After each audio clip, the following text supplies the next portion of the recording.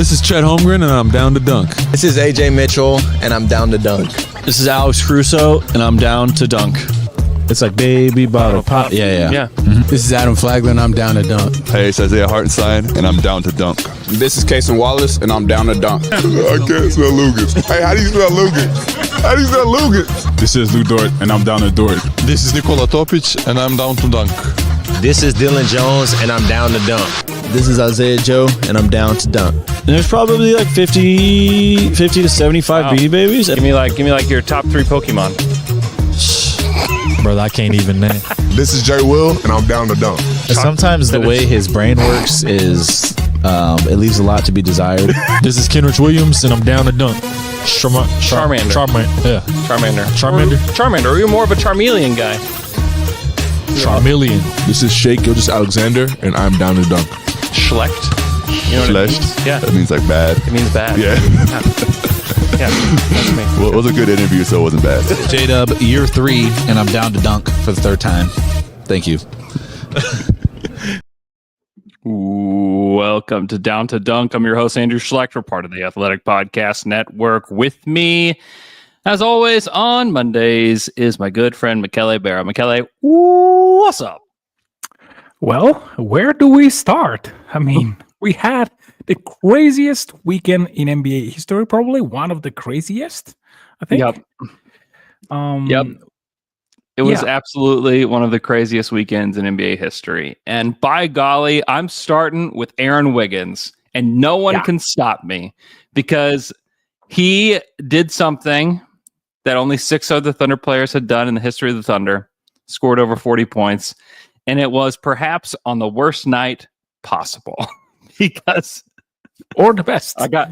No, because no one's talking about it. Literally, the only person that I've heard talk about this is J.E. Skeets on No Dunks, and he made Aaron Wiggins a loser of the weekend because he did it during this whole mess of all the trades. So I'll just read Aaron Wiggins' stat line: 41 points, 14 rebounds, 6 offensive rebounds, 3 assists, 2 turnovers, and also partly the reason why De'Aaron Fox got traded so quickly because Aaron Wiggins made an absolute fool out of the Sacramento Kings. They beat them 144-110, and it was a joy to watch.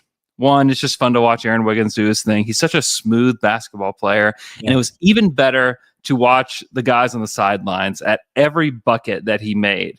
Because like once he got to like 30, the guys were just standing up and they were just with bated breath waiting for him to do something else. And it just kept happening. He was 16 of 30 from the field, 6 of 14 from 3, which I love.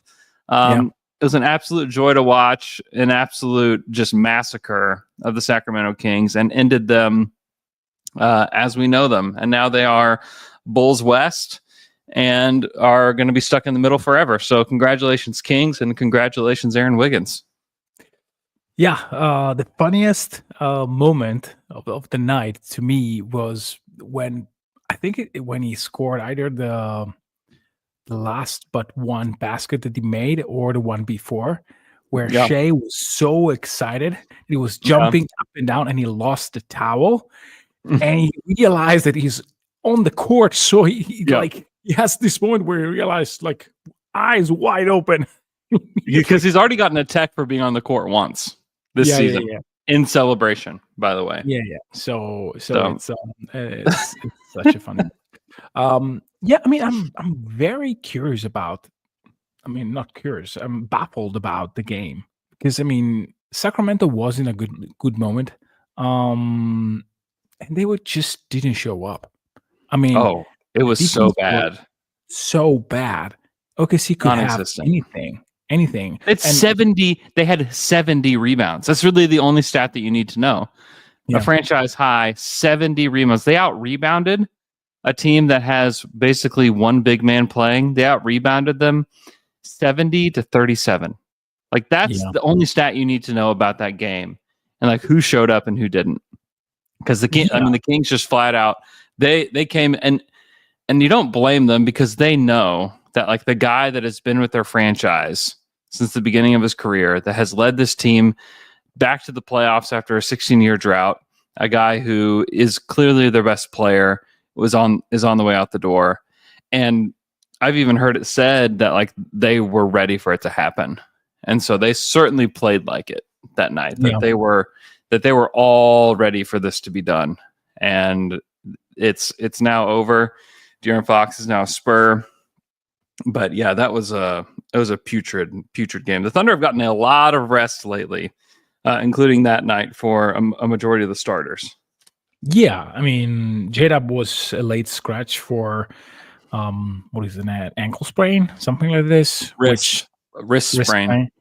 Yeah, it sounded very mild, so I don't expect him to have any issues being ready to go tonight. Is he on the?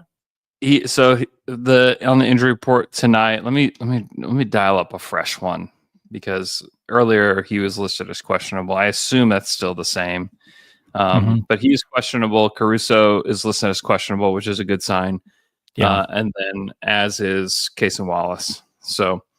I think it's probably all still the same, but I'm checking right now just to make sure. Yeah, everybody's listening is questionable still. Yeah.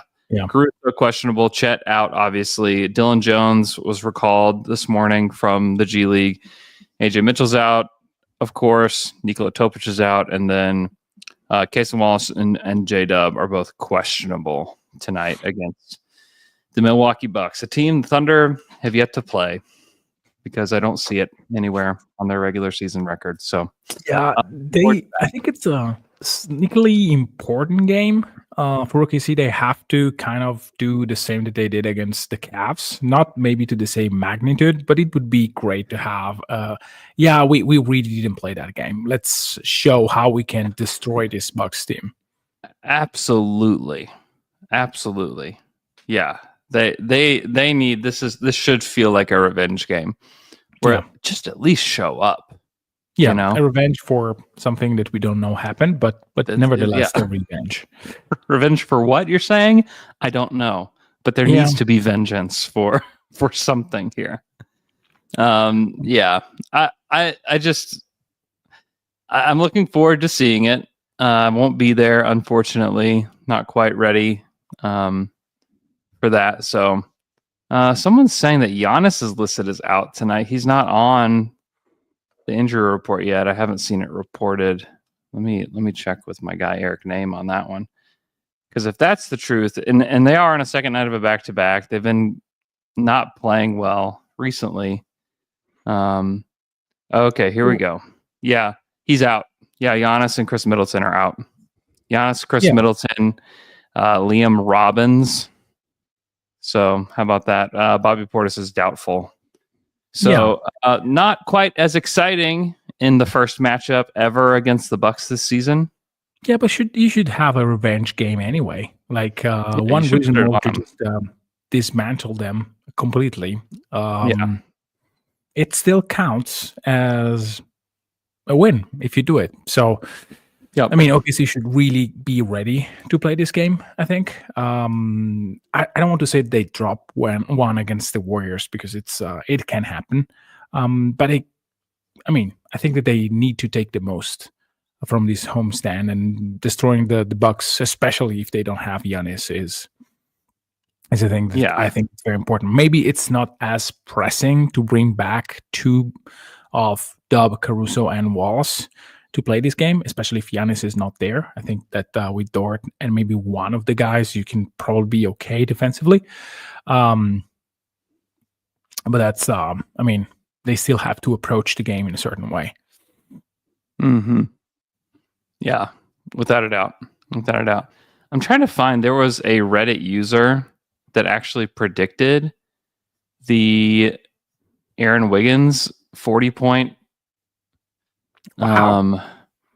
God, somebody help me out. If you have it in the chat, I just can't find it because it was on the pod the other day, and it was one of the Reddit questions. And so if you have the username, somebody hit me up in the chat, because that was really, really funny. Bala says, this guy says, I don't know if that's the person, but if it is, this guy says, shout out, because that was a great call, number one.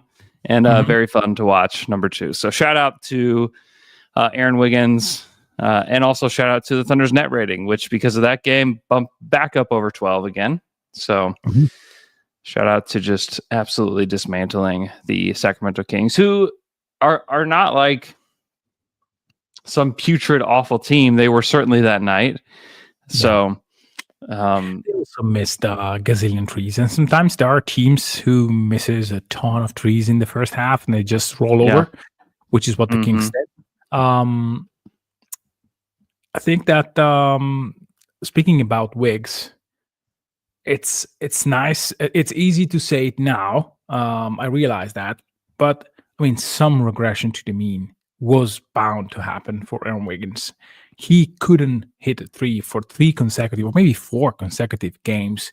I mean, totally. It doesn't necessarily mean that you get a 40 piece. And if it was a normal game, probably this is a 25 points game for Aaron Wiggins. If the game is still a game, which is what you get from, for example, cleaning the glass. I was looking the day after, and he said, well, Wiggins had 26 points. Those were the meaningful point. The rest is just whatever. It's garbage time. If you well, Dignal doesn't want to hear that, but it's classified as doesn't time. exist. It doesn't exist. There's every bit of time matters, Michele. Yes, it matters. 0 all the time. You can still filter it, classify it. I'm not saying it doesn't matter. You can. I mean, Oh, I get it. I mean, it was Doug McDermott guarding him. I mean, come on. Exactly. So I think that some regression was bound to happen. And it's good that stuff like this happen. Because, I mean, it's not just about Aaron. It's about the team. I mean, I spent like 5 minutes watching after the game was over to watch Gallo interviewing him and all the celebration that happened. This is very important. It's a blast. Yeah. And like as we approach the deadline, I think it's just like really important to just note just the camaraderie that this team has and how much these guys like each other. Especially guys like Wiggins and Joe, and like guys that would likely be traded if we're talking about them making any sort of big deals. It's like those guys, could be on the move. And, just a reminder, number 1 net rating in the NBA, number 1 defense, like by a significant margin still, by over 3 points per 100 possessions, which is like a huge gap. When you're talking about defensive rating, right now they are 6th in offense, creeping up to 5th, trying to get up there. But this is an elite team. This is like one of the elite teams, and they don't have Chet. And I just think it's really important to just be mindful of that. As much as we would love to have that dopamine hit, and boy, does it hit hard when you see the name of your team in a tweet with Shams Charania and whoever else.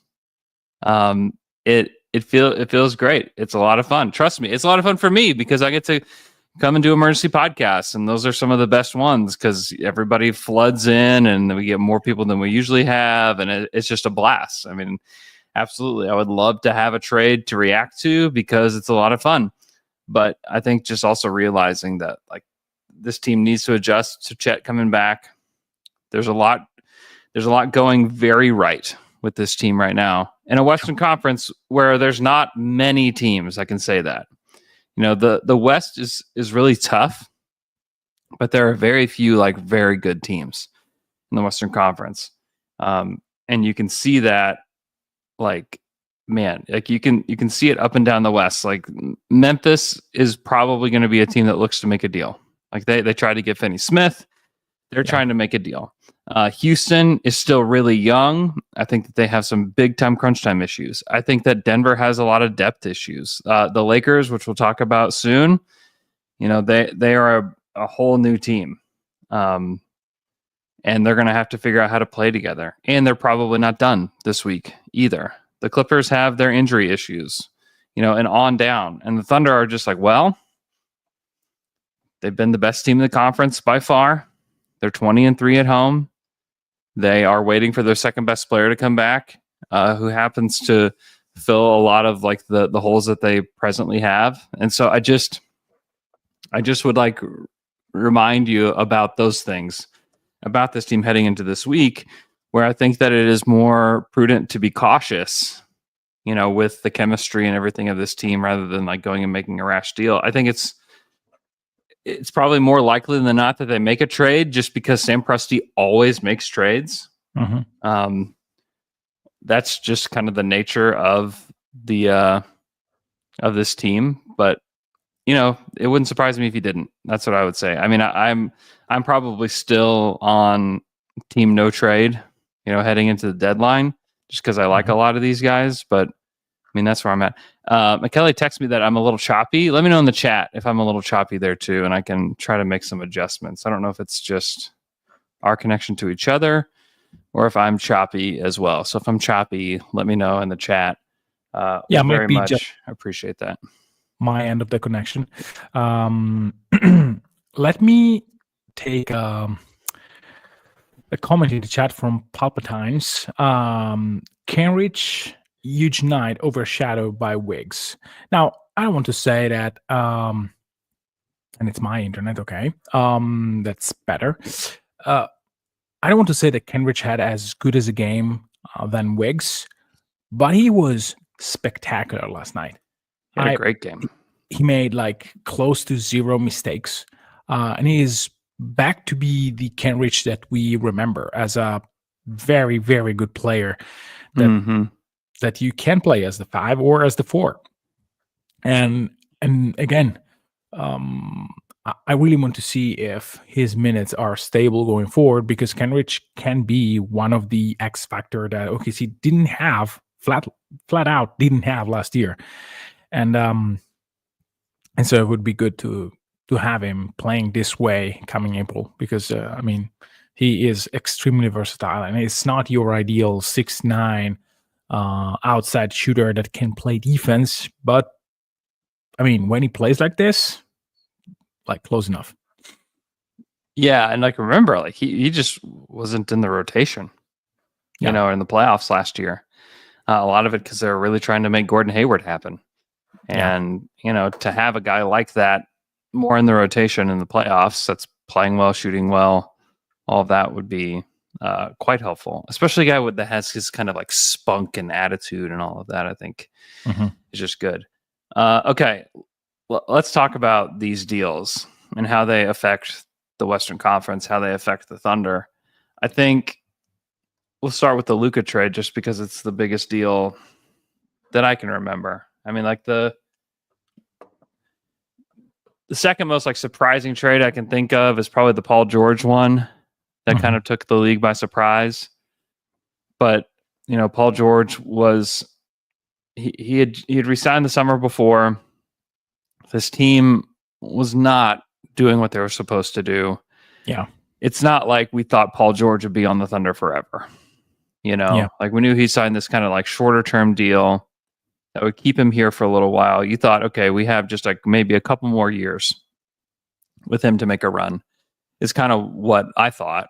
And then he just all of a sudden gets traded and all of that. And it was clearly the right move. In hindsight, looking back, it's been a ridiculous deal that nets you so far, Shea and J-Dub. And if that was the end of it, that would be ridiculous. It's not the end of it. They'll get this Clippers pick this year, and then it goes on beyond that. But this was shocking Yeah, the weird thing is that you would probably, knowing what you know today, you would probably do the trade just for Shea, but also just for Dub. Like, I mean, yeah, for sure. I mean, if you knew, because I mean, there's been other trades, even trades done by the Thunder, for the James Harden deal that essentially at the end of the day just really just netted them Steven Adams. It's like, well, that was not, even though Steve was a good player, that would not be a deal that you would do. But you net somebody like Dub, who's an all-star, by the way.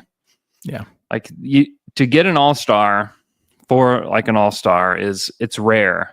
It's a rare thing to be able to do. But even so, like Paul George was not a consensus top 5 player in the league.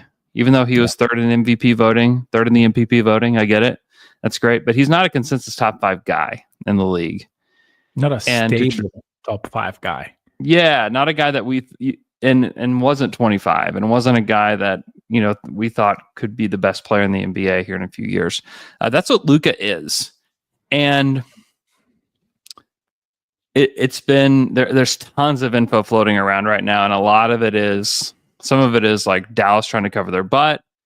Some of it is like people trying to leak info about the relationships that existed within Dallas. I did a emergency pod. I had Alex Spears host it the other night with Jason Gallagher, who's a big Mavs fan, and he's been putting out a lot of stuff, and he is just absolutely just distraught by it because this is a guy that was supposed to be, the staple of the franchise, the guy that they built the entire team around, that they oriented everything around, and they trade him, and they did it in secrecy, which I think is like the biggest thing. And he even put out there on Twitter today that, hey, like some people are reporting like, yeah, the Mavs were all just kind of sick of Luka, and like that sentiment has floated around a lot. But he put out there like, no, not everyone with the Mavericks organization was sick of Luka. That's not true. And so it's one of those things that I think should make Thunder fans grateful for Presti, because he does have such good relationships with the players. And like in instances like this, he communicates with players. He's not just going to do it on his own volition. He's not going to go rogue and just like trade a guy. Like the discussions happen pretty openly with the players, and that's why they've been able to get so many talented players here. In part is just because like agents feel comfortable with their players here in Oklahoma City. I will bet you a lot that people are not going to see this Dallas situation as favorable to like big names. I mean, it is, especially if you're just willing to just trade them willy-nilly. And now, like, the Mavs are one, and we can talk more about this. The Mavs are still a very good team. They have a lot of good players still. Yep. I think their team, I think they need an extra ball handler for sure. I think like they need to. If Dinwiddie plays like this, then maybe they don't need to get another player. Yeah, right. I think that they need to get somebody else, but they're still going to be very good. But the question is for how long?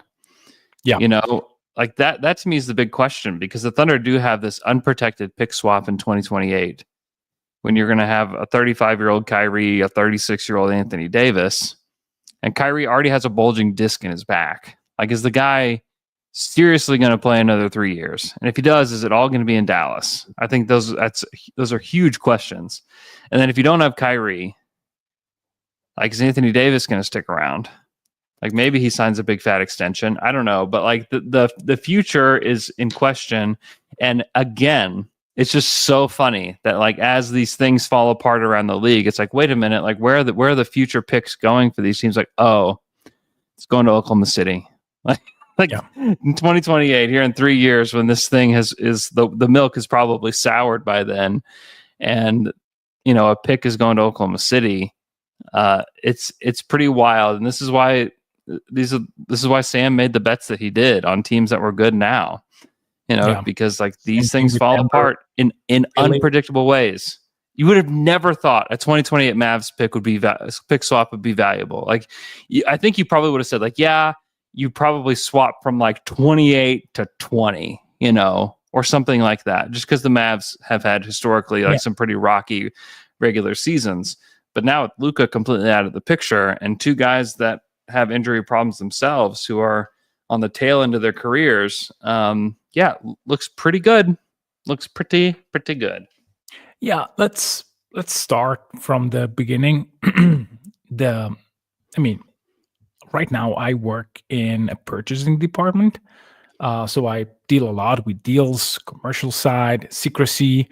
There are occasions where you don't want to consult the market for very many reasons. There are extremely good reasons to do so.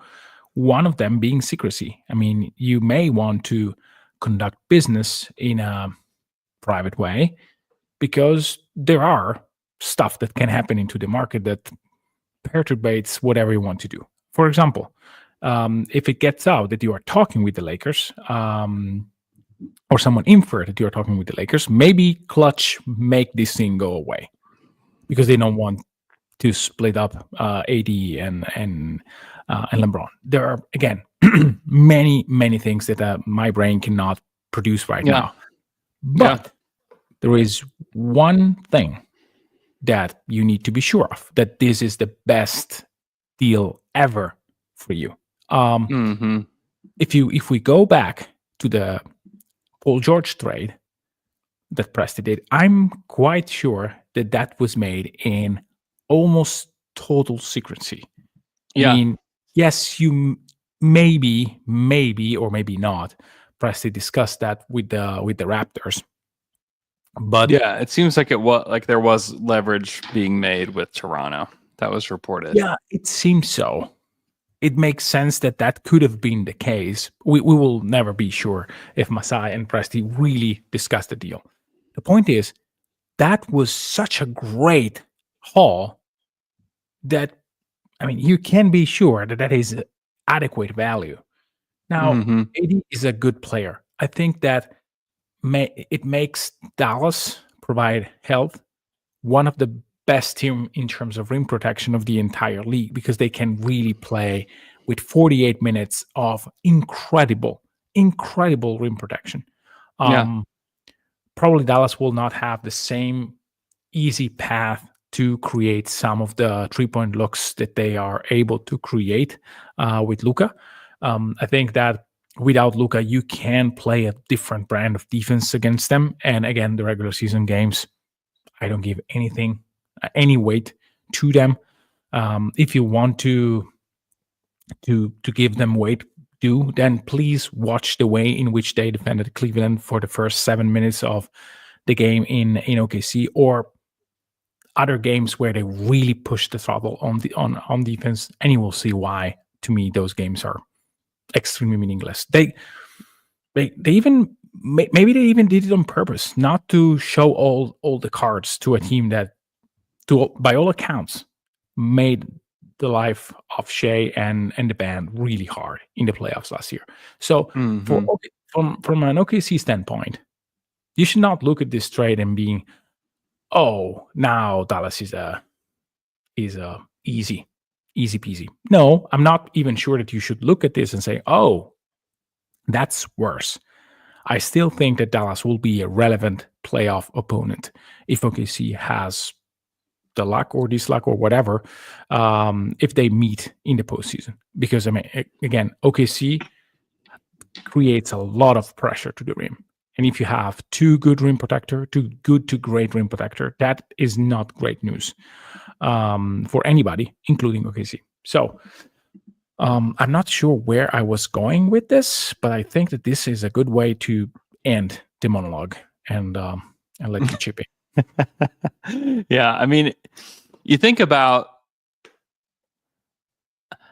it's just hard not to think about the big moments when it comes to the playoffs. And when you're talking about big moments, like Luka was pivotal down the stretch. I mean, he was part of why they were getting these wide open corner threes to PJ Washington, last season, was because of Luka. I mean, you look at him in the playoffs. The guy averaged 40.9 minutes per game in the playoffs last year. He played a ton. And he averaged 29 points, 9.5 boards, 8 assists, per game. Like, he was ridiculous in the playoffs last year. And Anthony Davis, is just as susceptible to injury, and hasn't been, I think, as amenable to playing through injury as Luka has been too. Yeah. Luka, he was like questionable going into every single playoff game, and do with that information what you will. But that's the way that they organize that information. And so, I think the Mavs are less potent going into the playoffs just because you have one perimeter player to stop now. I think that Anthony Davis has been a great player, but a guy that you can game plan over the course of a 7-game series. He's not a guy that brings it like that over the course of 7 games. And I still think they're going to be very good. I think that this could be a team that makes the conference finals for sure. But I would not expect this to be a team that is bound for the NBA finals again. Like I don't think so. And I think that had they gotten healthy, I think that they could have been that team. Absolutely. But I think that we wait to see what else they do. I think, like I said, I think they need another ball handler. I think that they need to get out there on the market to see what else is out there. I'm shocked and appalled they didn't get somebody like Austin Reeves in the deal, because I do think like he's a type of player that, could play next to Kyrie, that, they have the interior defense to kind of cover for him, and like the kind of ball handler that they would need and the kind of shooter that they would need. But, I guess that, he and Dalton Connect were in some iterations of this trade at times, but it got continuously walked back because, the Lakers are more shrewd negotiators. It's just what it seems like from all the intel that's out there. So a baffling trade that I'm still frankly trying to wrap my head around. I still just can't. I'm still just not all the way there with it, and I'm sure everybody else feels that same way. Yeah, and let's play some hypothetical game where Nate Thomas in the chat is completely right. Luka's calves are cooked, or some other health concern is there. First of all, this is not public, which means that nobody really has access to these data, and I don't think that the NBA circle has access to this data yet. But say that something has percolated and there are speculation of that. Now, it's still not enough. I mean, the closest example we had was Kawhi Leonard, which, admittedly so, was traded for a package that is worse than this one. But he had reported injuries and enormous concerns. So I still think that this is too low of a return. Let's assume that this is true, though, and in a matter of weeks, we know for sure that Luka is not 100% healthy and his NBA career is a huge question mark. If you're Dallas, then you did something very bad, because if you do a trade like this, nobody will probably do business with you again in a normal way, which is not ideal. But let's say that you say, wow, okay, but I scored because I get 2 or 3 years of decent chances to be relevant in the postseason. If you look at the Lakers, I think that is a no-brainer for them, even if they know that there is a chance, a non-zero chance that Luka is not that player anymore. Because even if everything goes south, like everything, in 2 years, they probably have clean slate. And they just have all the space in the world to reconstruct from the beginning. And they really gave out, yes, AD, which is a valuable asset, but again, it's a gamble on Luka, and 1 pick. So that is such a no-brainer for them. So even if you know in 2 months, 2 days, that Luka is not okay, then for the Lakers, this won't ever be a terrible trade, even if it doesn't materialize in anything. So in any case, what we can say today is that Pelinka made a hell of a trade, no matter the results. Yeah, no question. Because the Lakers, the demise of the Lakers was on its way. It was. Yeah. And this completely took that off the table. Because now you can build around a top 5 player for the next decade, unless he has the injury problems that some people think he might have, or the personality problems are so difficult that he can't overcome it. It's just wild to me. Like, they made the NBA Finals last year. They made the NBA Finals, and a lot of it because of the way that he played in the conference finals and really throughout the playoffs. I mean, he wasn't like some bum. I think he almost averaged a triple-double against the Thunder. Like ratcheted up his defense in that series. It was a very close series, between the Thunder and the Mavs. And it still just doesn't make sense because I mean it's almost like Nico Harrison like knew like, hey, like I'm gonna be the GM for 2 more years. Like I'm just gonna do some stuff. Yeah, even that sentence, like, yeah, the future is 3-4 years. Like, are you serious? Like, is this the time of window, the window of time that you are operating on? Like 3-4 years? And then who knows? Like looking at your coach, like that moment. The relationship must have been so bad. The relationship must have gotten to a place that was so bad. That's about the only thing that I can think about.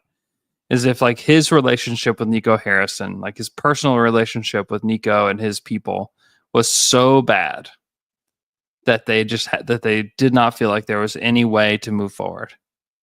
Yeah, you know, like that's about the only reason that you would trade a player like that. I mean, look at Philly. Like Philly is holding on for dear life to this Embiid thing, you know, knowing that it's going to end in disaster, but because he is Joel Embiid, you try anyways. Like that's like the normal thing to do is like, hey, maybe we can catch lightning in a bottle. He can be healthy for, you know, whatever. And now it hasn't worked for Philly, and it certainly hasn't this season and won't work this season. But, you know, are they going to try again next year? Probably.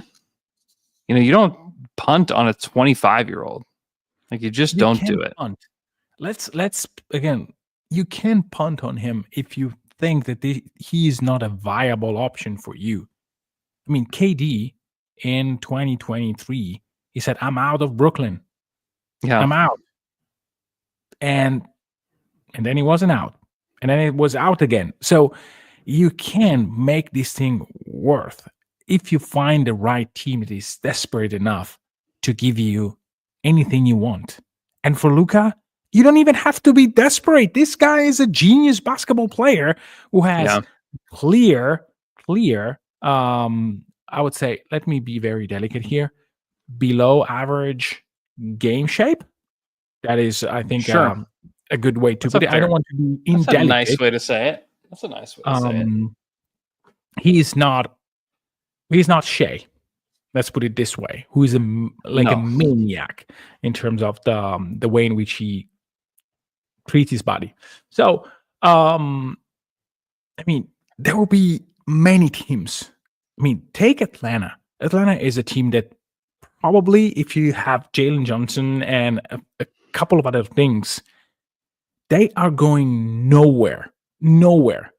They can probably give you a package that is not as nice as Anthony Davis, but they can give you their future. Like, this is extremely important. Get another team future. You never know what you're going to do with that future. You can trade it to another team then in a couple of years when maybe Luka is not working there. Because you can, like, when you trade with a team, yes, their picks are not important, are not good now, but that is the first iteration of the team. You don't know if the Brooklyn pick, when they acquire KD, are going to be good in 5 years. Turns out pretty good in 5 years. Not great in year one, not great in year two. In year three, wow, they are great again. So I really think that it's almost malpractice. Not that, well, I would say take away the almost. You need to test waters a little bit more if this is the return you get.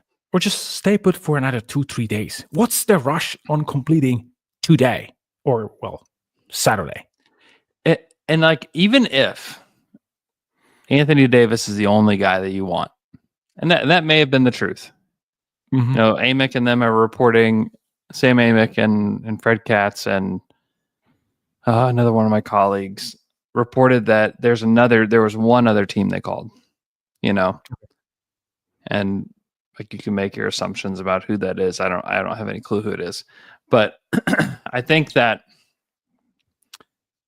like, to me, even if you are zeroed in on Anthony Davis, that's fine. Like, if you're zeroed in on getting this trade package from the Lakers, fine. But go get everything. Like, get both picks. Settle. Get Dalton Connect. You know, if you want Max Christie, get Max Christie. Get Dalton Connect. Like, you need to be the one. And this is what Presti did, and this is why he's like such a master negotiator. It's like he got everything from the Clippers. He got everything.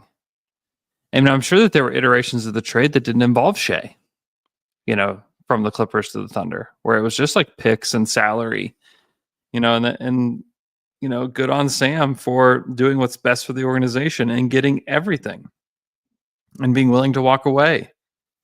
Because if this trade, if it is as people are saying, that it's reported that this trade had more pieces in it and then it got walked back, like that's bad. Just shame on Nico Harrison, because like you had the more valuable asset, you had the more valuable player in this deal, and you should walk away with a better deal.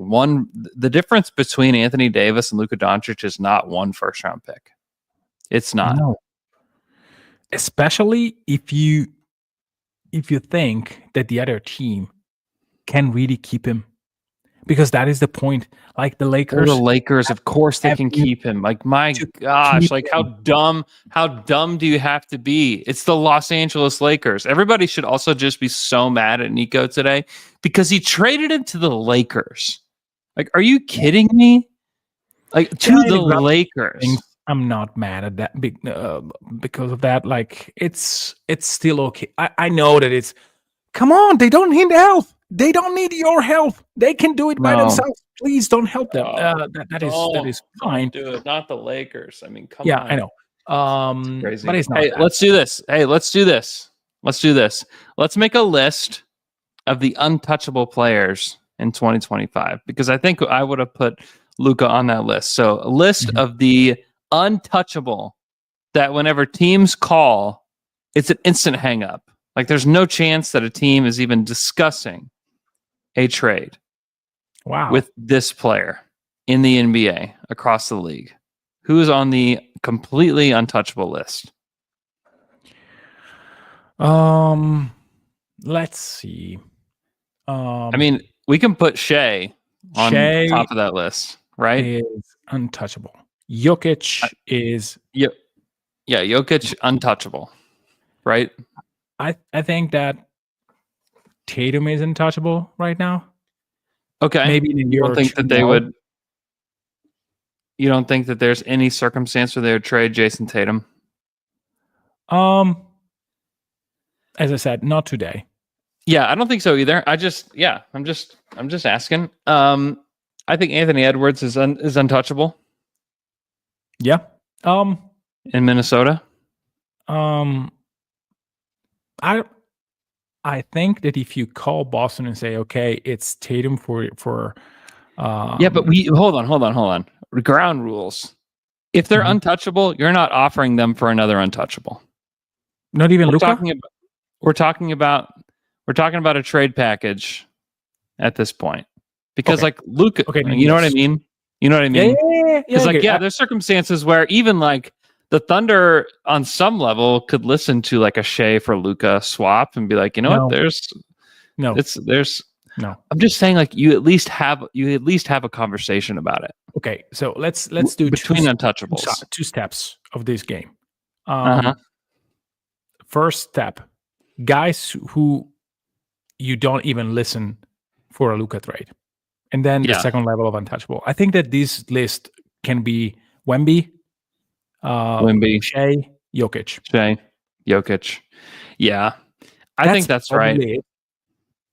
Yeah, probably, because I think Boston has to like at least think about it with Tatum. Yeah. I think that Anthony Edwards is a conversation, at least. I don't think you do it, but I think it's a conversation. You would lean no, but you would listen. Yeah. I mean, Luka brought the team there. Tatum won ring. So I think that with Ant, you think about him. Yeah, I think you think about it. I think that you think about it. I don't think you do it. But I think that might be the list. I don't know that Paolo Banchero is quite at that level. No. But I also don't think that Orlando listens to anybody on it. Okay. So we end the list of guys that are like just untouchable. really untouchable even for Luka. So the truly untouchable for a good package or a great package of players, including maybe all-stars. So I don't know, a collection of we haven't mentioned Giannis yet, by the way. Where does Giannis fit in? I think that Giannis today is probably very close to the first group. I think that the Bucks could have been listening to that trade. Yeah, I think that it's probably worth it to listen to it. Also, their roster doesn't allow them to really listen. I don't think that they. No, they are. I mean, yeah, they are who they are at this point. And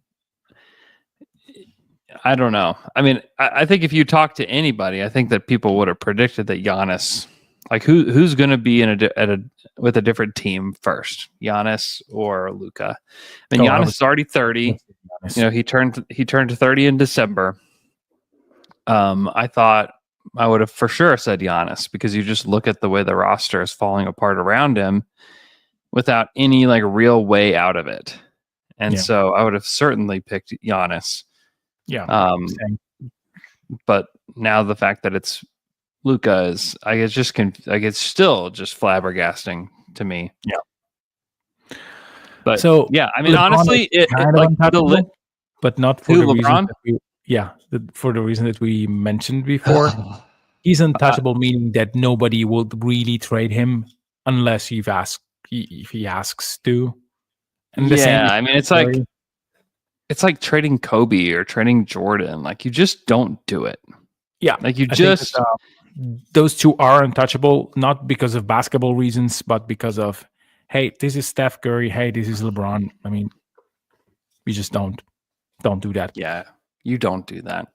Yeah, I think that anybody on the Phoenix Suns is tradable, without a doubt. The expiration date on that milk is coming very quick, and in fact, you're a little scared to pour it on your cereal right now. So yeah, those guys can go. Other good teams in the West. I don't think that anybody in Memphis is untouchable. I think that Ja is close, but not really there with the others. I think that you can convince them. It would take a lot to convince them. It would take a lot. Yeah. I would say that he's in the same tier as probably even a tier above KD right now. Maybe in the same tier as Booker. For sure. Yeah. He seems like the Booker deal where it's like, we really don't want to do it. We really don't want to do it. We don't want to have to do this. We would rather keep him and build around him because we drafted him. He's been with us. He's like a part of the fabric of the city, all of that. We'd rather not do it.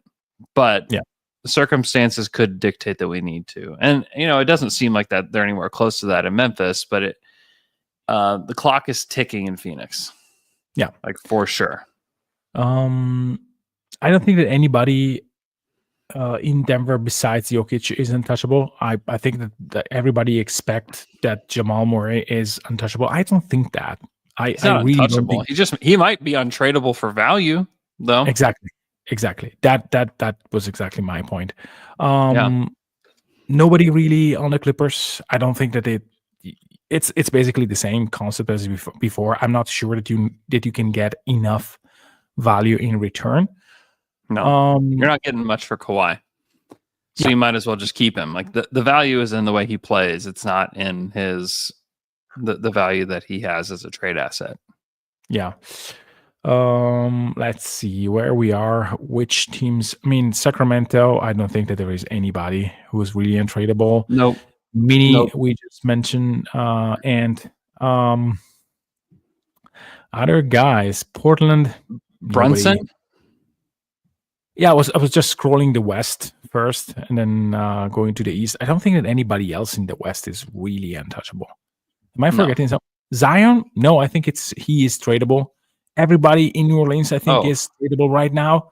I don't think you could trade him for what you would want. It's like it's a Kawhi situation where if he can play,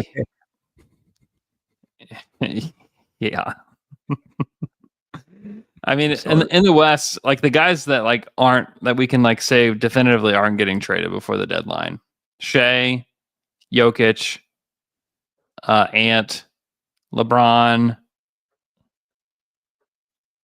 Curry. Kyrie will not be traded. That is, but yes, that teams will not talk about. Like teams will not talk about. Like I don't think they'll talk about Ja. Yeah, I don't think that they'll talk about Wemby at all. Everybody else, I think, is almost up for grabs.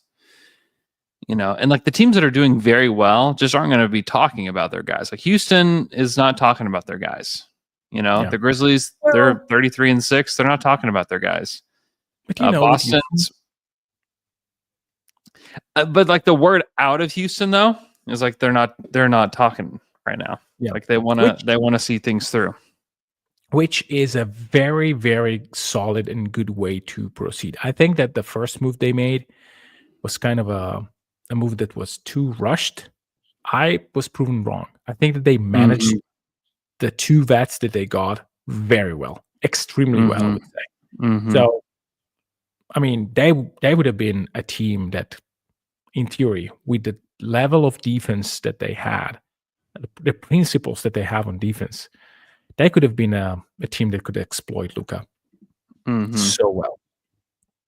But it's probably for the best that he's not there. In the East, Cleveland, I think that the Mobley and Mitchell are untouchable right now. Yeah, probably so. And like again, like this is a team that, due to circumstances, is not going to look to move anybody. Yeah, agreed. Boston, I think that again, they can make trades. I would be very surprised if it's one of the core guys. On the fringe. Yeah, on the fringes. They're not doing anything. Yeah, for sure. Knicks. Well, the Knicks are playing well. So they are finding a way. Not MVP Brunson, which is one of my stupidest bold prediction, and it's not the stupidest one. But that is still Reed Shepard nailing 10 trees, but that's another story. The Pacers, I think the Pacers are, I feel them as an extremely underwhelming team. They are winning, to be sure. But that team is they should listen. They should listen on anybody, honestly. Yeah. Pascal and Tyrese, whatever they have of value, they should do a reshuffle. Yeah. Maybe they should get Sabonis. Yeah. Maybe try Halliburton for Sabonis. Let's see how that feels. Yeah. I mean, to me, like the untouchables, like Tatum and Brown, I don't think I would trade. Yeah. I'd say Brunson on the Knicks, even Cat on the Knicks. I think that Cat's been really, really good for them. Yeah. I think the Cleveland guys, I wouldn't do anything. I think Giannis, I wouldn't do anything. And I think Paolo, I wouldn't do anything. Yeah. I think and trade anybody on the roster, including Bam. Bam has not had a good season. I'm not like in on really anybody on their team at this point. I would listen to any offers. I also like put this guy on the list too, Cade Cunningham. They are decent, so it would be. I'd put Cade Cunningham on the list. Yeah, they have a better record than Orlando right now. Yeah, I'm not sure that they are like that. He is untouchable for real, but I think that they are not looking to move him or even to suggest. I mean, there are things that can be done in Detroit to improve the roster without changing the principles of what they're trying to do. And it's working a little bit. So we should stay put and do a season that makes sense from the start to the end. Then you look to tinker with the rotation if you need. Okay. Update on the injury report. Wow. Lots of guys are out. Lots of guys are out. So Caruso, Kaysen, and J-Dub are out. Okay. Tonight. So they were listed as questionable. Now they're out. And Giannis is out. Chris Middleton is out. Portis is doubtful. Brooke Lopez is questionable, and Dame is questionable. So this is turning out to be quite a bummer for people attending the game tonight in Oklahoma City. It will either. I mean, it's going to be tough. If Dame doesn't play, it's going to be really tough for the Bucks to generate basketball points tonight. I would say that. Will they struggle to score 85? Not sure, but it's a challenge. Tune in tonight to find out. Yeah, other than touchable, I don't really see much. The Philly guys are, I would say, touchable. They should be touchable because, without a doubt. If you're going to list anybody as untouchable, it's Maxey. That's it. But even him, I don't know. It depends what you want to do. I'm not sure that they have the stomach to do a fire sale and say, okay, let's go back. Because it's still too sour at this point. Yeah. Cam Johnson isn't tradable. Sorry. He's tradable for sure. I haven't heard of his name quite as much in recent days. Okay, prediction from you before we go, Michele. Wow. I'm bad. What did the Thunder do on Thursday? What's your prediction? Do the Thunder make a trade? Yes, absolutely. I believe that they do. Is this a consequential trade? No. It's like a draft pick, like pick swaps. Like, what are we doing? I think that it's time to save a couple of millions and move Usman Jang somewhere.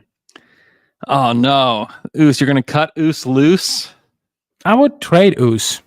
Oh man, my middle son will be so devastated if Us is traded. Because we can still say Us whenever he wants. Even Us. He can say that. My middle son, he does. It's certainly a bit. He wouldn't tell you it's a bit, but it's definitely a bit. But he will, even anytime Us is at the free throw line, when we're at games or if we're just sitting at home, he will chant on his own MVP for Us when he's at the free throw line. So it'll be a sad day. It's just like sad when Poku left, Well, it's a sadness that is conducive to better basketball in OKC. So it should take it, make it a moment of growth, and be okay with wearing a Charlotte Hornets jersey or something else. Yeah. Charlotte feels like a good destination for him, a place to spread his wings. Hey, so before we go, I do want to tell you about something that we're doing on Thursday on the Athletic NBA Daily Feed. We are doing the trade deadline bonanza that will go on literally all day long. So from 6:30 a.m. Central Standard Time or 7:30 Eastern or wherever you are in the world, that's the start time. We're going to have guests just pop in throughout the entire day. So even early in the morning. So me and Dave DeFore, Esper Henny will be kind of manning that show throughout the entire day. Zena Kata's popping in.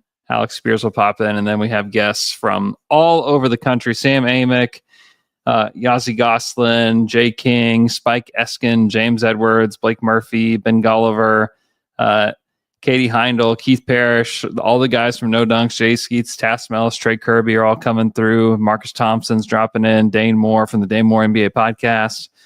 Jovan. It's a huge list of people that are coming on. So not going to mention everybody, and there will probably be more added to this list as well. So if you're watching on YouTube, you can see that flyer up on the screen. Would appreciate you guys popping into that. I'll be there pretty much all day, so you can pop in, ask questions in the comments. We will just be chatting literally all day long. It's going to be just a marathon of podcasting. So come join us on that stream all day.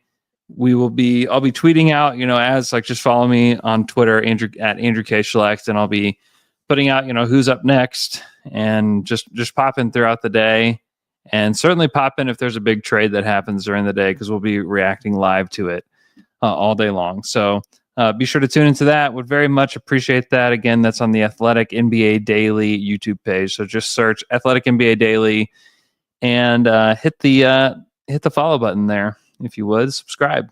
Would very much appreciate that.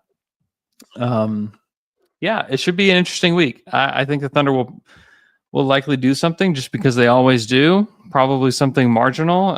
It could even be as little as bringing AJ Mitchell, into a regular contract and bringing back Brandon Carlson. Like it could be as little as that, but I think there will be some kind of news that happens this week, just because there always is. But it will be interesting. So hope you guys are doing well and that you guys have enjoyed all these trades. We'll be around. Certainly, if something big happens between now and Thursday, we will have an emergency pod. So be sure that you're subscribed to our YouTube channel, that you can watch us live. We've got a ton of people watching us live here on Monday. It's been a hotbed for content lately, so very much appreciate that. Hope you guys are doing great. We'll talk to you guys again on Wednesday.